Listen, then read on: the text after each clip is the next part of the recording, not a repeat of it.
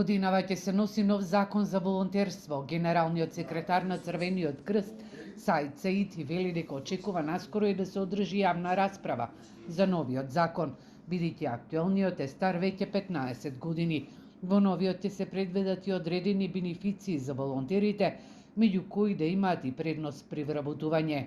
Веќе ние направивме неколку иницијативи наши. Наскоро очекуваме во рамките и на собранието да се одржи една јавна расправа, почетно, каде што би се дискутирале за потребата од менување на законот за волонтирање, помеѓу останатите предлози кои ние ги предлагаме, токму и тоа што вие го велите, дека во делот на истакнување и признавање на трудот на волонтерот, значи да се овозможат одредени, би рекол, бенефиции, ај така да ги наречам, кои ќе бидат поттик за сите да се вклучат во волонтерската работа. Знаете, волонтерската работа е нешто што не се плаќа и токму од тој аспект таа се разликува од сите, да речеме, оние други активности, но секако без разлика дека нештата не ги плаќаме нели на волонтерите, ама потребата од истакнување, потребата од дополнително мотивирање како е присутна и се надевам дека преку тие измени што би ги направиле во идниот закон за волонтирање, сето ова би се земело во предвид и би направиле некој подобар амбиент за волонтирање во нашата држава. Во рамките на одбележување на 80 години од постоењето на Црвен крст беа доделени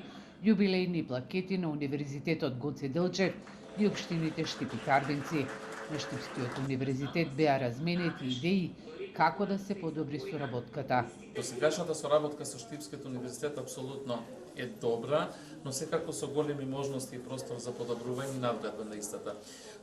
Посетите што ги остваруваме се во функција на доделување на јубилејни плакети на универзитетите за досегашната соработка и помош и поддршка што ни ја дават во нашето работење, но секако преку едни панел дискусии кои се замислени при посетите, каде што Црвениот крст едноставно ја својата понуда за соработка ја авансира, односно ја унапредува со конкретни две содржини за соработка. Едната е платформа за соработка, односно платформа за волонтирање на универзитетите, која платформа во наредниот период едноставно ќе ги отвори можностите за дополнителна работа и соработка. И втората содржина е така наречената Академија на Црвениот крст, која ќе овозможи размена помеѓу практиките на Црвениот крст и научните достигнувања. Промовираме платформа на поголема соработка помеѓу универзитетите и Црвениот крст како една од најважните хуманитарни организации која секогаш е спремна да помогне, независно дали се работи за природни катастрофи, здравствени кризи, војни и како организација со глобален досег, соработката со нив навистина ми представува многу важна алка од градењето на млади личности кои ќе бидат свесни за проблемите, кои што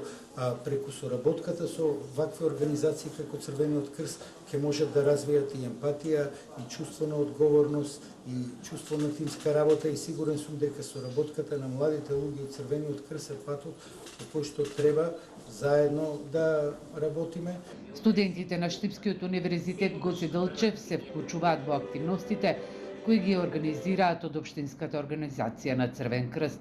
без разлика дали се тоа хуманитарни и крводарителски акции или пак бесплатни акции за мерење на шеќер во крвта и крвен притисок.